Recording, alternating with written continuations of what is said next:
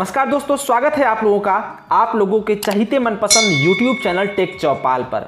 दोस्तों, जैसा कि आप लोगों को भी पता है, BSNL के कर्मचारियों को अभी थर्ड PRC नहीं मिला है और बहुत सारे सेंट्रल गवर्नमेंट के जितने भी PSUs हैं, सेंट्रल गवर्नमेंट के जितनी भी कंपनीज हैं या सेंट्रल गवर्नमेंट के जितने भी एम्प्लॉयज़ हैं, उनको थर्ड PRC ऑलरेडी मिल चुका है। लेकिन BSNL सेंट्रल गवर्नमेंट की PSU होने के बावजूद भी अभी तक BSNL के कर्मचारियों को थर्ड PRC नहीं मिला है।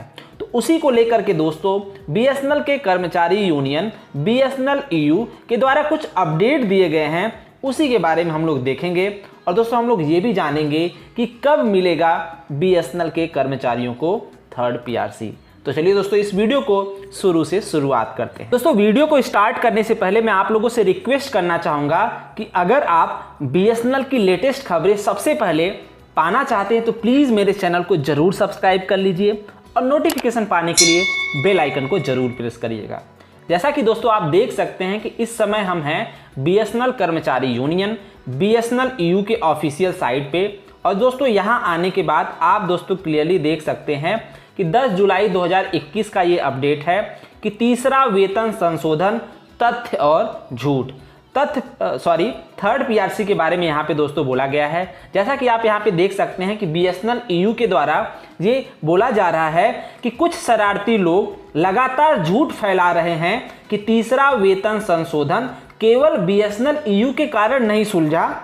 वे झूठ फैला रहे हैं कि दूरसंचार विभाग में 5% फिटमेंट के साथ वेतन संशोधन की पेशकश की।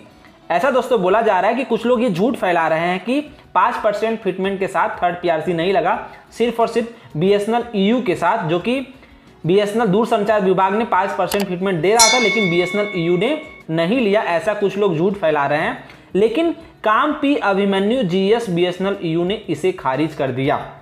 ये झूठ सिर्फ BSNL EU को बदनाम करने के लिए फैलाया जा रहा है, इसलिए झूठों को बेनकाब करने के लिए हम नीचे कुछ तथ्य दे रहे हैं।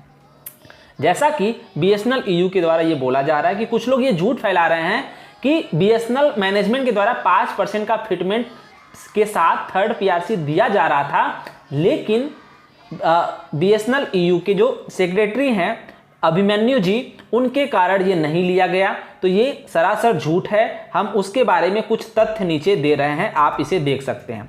पहला तथ्य ये बता रहे हैं दोस्तों कि मंत्री श्री मनोज सिन्हा जी ने 15% फिटमेंट को खारिज कर दिया था। जैसा कि आप यहाँ पे देख सकते हैं कि दिनांक 3/12/2018 को AUAB और तत्कालीन मंत्री श्री मनोज सिन्हा के बीच बैठक हुई। मतलब BSNL कर्मचारी के सभी यूनियनों और उस समय के जो कम्युनिकेशन मिनिस्टर मनोज सिन्हा जी थे, उनके साथ मीटिंग हुई। तत्कालीन मंत्री श्री मनोज सिन्हा के बीच बैठक हुई। मंत्री ने AUAB की 15% फिटमेंट मांग को यह कहते हुए खारिज कर दिया कि कैबिनेट इसे स्वीकार नहीं करेगा।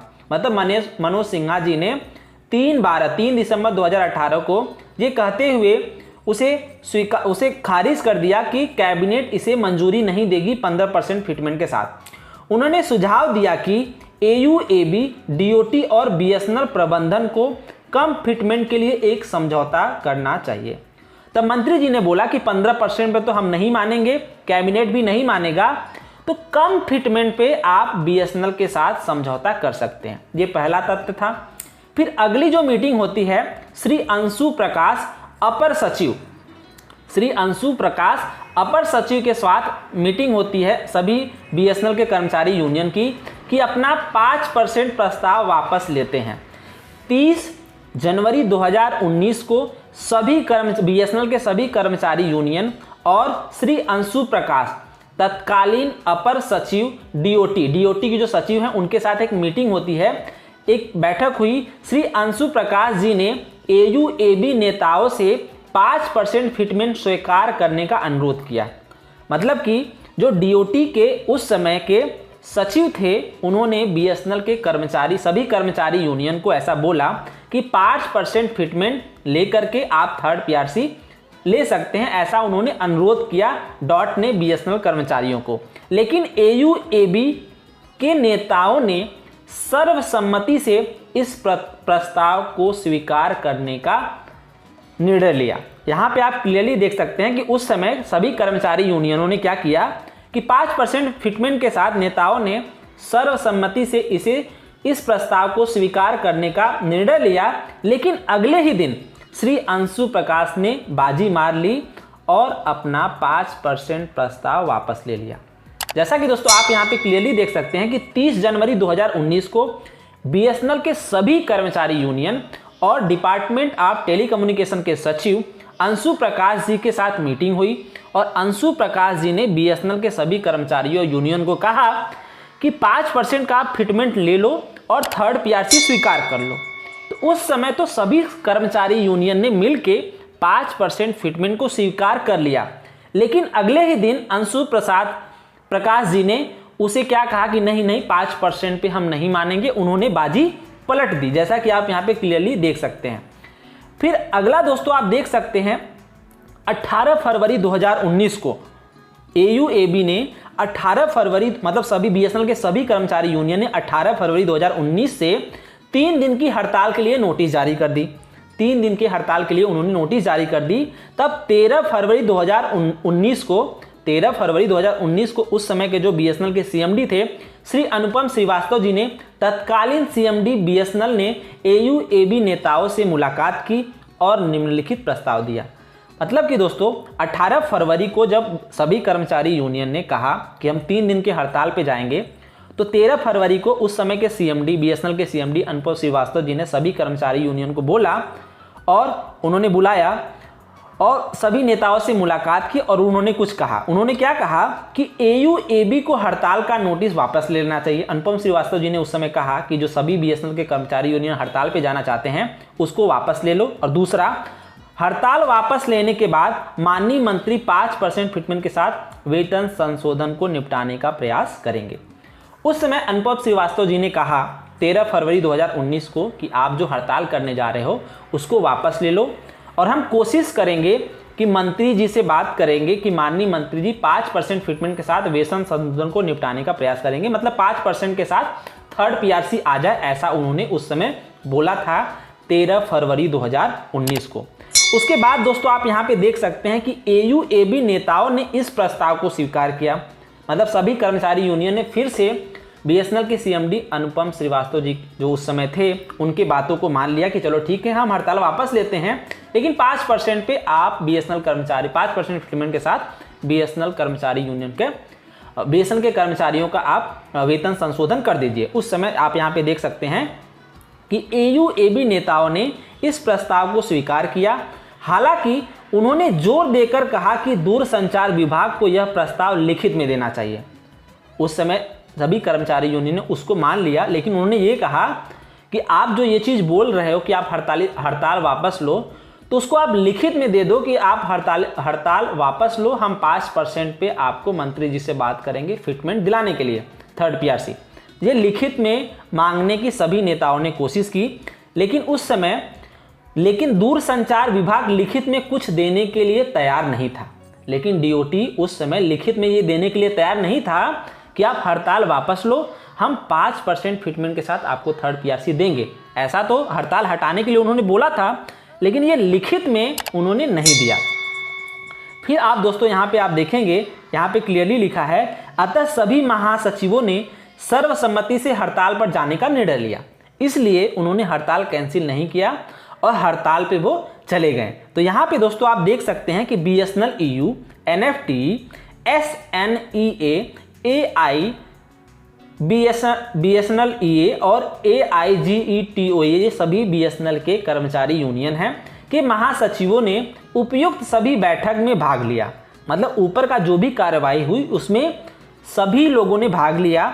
सभी निर्णय उपयुक्त महासचिवों द्वारा सर्वसम्मति से लिया गया। ऊपर के जितने भी निर्णय थे कि हड़ताल पे जाना है कि हड़ताल पे नहीं जाना है, मतलब जितनी भी मीटिंग्स थी उसमें सभी कर्मचारी यूनियन के महासचिवों की सर्वसम्मति से सारे डिसीजन लिए गए थे। तो फिर से बीएसएनएल EU पर कीचड़ क्यों उछाला जा रहा है, ऐसा यहाँ पे लिखा गया है। आप बीएसएनएल EU की ऑफिशियल साइट पे देख सकते हैं कि उपरोक्त तथ्य बीएसएनएल EU के खिलाफ झूठ फैलाने वालों का असली चेहरा उजागर करेंगे। मीन्स इन्होंने ये क्लैरिफाई किया है कि जो सभी लोग बोल रहे हैं कि डीओटी बीएसएनएल के कर्मचारियों को 5% के फिटमेंट के साथ थर्ड पीआरसी दे रहा था, लेकिन पी अभिमन्यु जी ने, जो बीएसएनएल ईयू के महासचिव हैं या फिर उनके जीएस हैं, उन्होंने नहीं लिया। ये सरासर गलत है, क्योंकि ऊपर के जितने भी डिसीजन थे उसमें सभी कर्मचारी यूनियन के महासचिवों के सर्वसम्मति से सारे डिसीजन लिए गए थे। तो इसके लिए सिर्फ बीएसएनएल ईयू जिम्मेदार नहीं है कि 5% फिटमेंट डीओटी दे रहा था लेकिन बीएसएनएल कर्मचारी यूनियन ने नहीं लिया। ऐसा कहना एकदम गलत है। तो आप यहाँ पे देख सकते हैं कि मतलब कि फरवरी तक उस समय के सीएमडी जी ने जिस बात तक तो ला दिया था कि हम 5% फिटमेंट दे देंगे, लेकिन वो सिर्फ और सिर्फ उस चीज़ को लिखित में नहीं दिए थे। इसके कारण सभी कर्मचारी यूनियन ने उनके बात को नहीं माना और वो लोग हड़ताल पे चले गए। तो अभी क्या करना चाहिए? अभी तो बीएसएनएल के कर्मचारियों को टाइम पे सैलरी मिल जाए, वही बहुत बड़ी बात है, ऐसा लोग सोच रहे हैं। थर्ड पीआरसी के बारे में तो लोग सोच ही नहीं रहे हैं, पेमेंट के बारे में ही अभी सोच रहे हैं कि टाइम पे पेमेंट मिल जाए, उतने में ही वो लोग खुश रहेंगे। थर्ड पीआरसी की बात तो बहुत दूर की बात है। लेकिन अगर उस समय ऐसा बोला गया था कि 13 फरवरी 2019 को कि 5% फिटमेंट के साथ हम आपको पीआरसी देंगे, आप हड़ताल पे मत जाओ, तो बीएसएनएल के सभी कर्मचारी यूनियन को इसी से आगे बात स्टार्ट कर देना चाहिए कि उस समय ऐसा यहाँ तक बात हुआ था, हम उसके आगे अब बात करेंगे। कर्मचारी, बीएसएनएल के सभी कर्मचारी इस पैंडेमिक में भी बहुत अच्छे से काम किए हैं, और अगर सभी सेंट्रल गवर्नमेंट के एम्प्लॉइयों को थर्ड पीआरसी मिल चुका है तो बीएसएनएल को क्यों नहीं मिल रहा है, इसके बारे में बात करना चाहिए। और अगर 5% पे भी वो एग्री हो जाते हैं, जैसा कि वो बोले थे फरवरी 2019 में, अगर 5% भी एग्री हो जाते हैं, अगर ये लिखी हुई बात सही है, तो 5% अगर रिटर्न में दे देते हैं, या फिर उनसे फिर से सीएमडी सर से बात करना चाहिए सभी कर्मचारी यूनियन को, और थर्ड पीआरसी पे बात फिर से स्टार्ट करनी चाहिए सभी कर्मचारियों की तरफ से। तो दोस्तों, रही बात कब मिलेगा थर्ड पीआरसी, तो आप देख सकते हैं कि बीएसएनएल के कर्मचारियों को टाइम पे अभी तो सैलरी भी नहीं मिल रही है। थर्ड पीआरसी की बात तो बहुत दूर की बात है। लेकिन दोस्तों, उससे रिलेटेड कोई भी अपडेट आता रहेगा तो मैं अपने चैनल पे आप लोगों को ज़रूर बताऊंगा। अगर आपको ये वीडियो पसंद आया हो तो लाइक ज़रूर करिएगा, और प्लीज़ मेरे चैनल को ज़रूर सब्सक्राइब करिएगा बीएसएनएल की लेटेस्ट खबरें पाने के लिए। चलिए दोस्तों, मिलते हैं अगले वीडियो में। तब तक के लिए अपना और अपनों का ख्याल रखिएगा।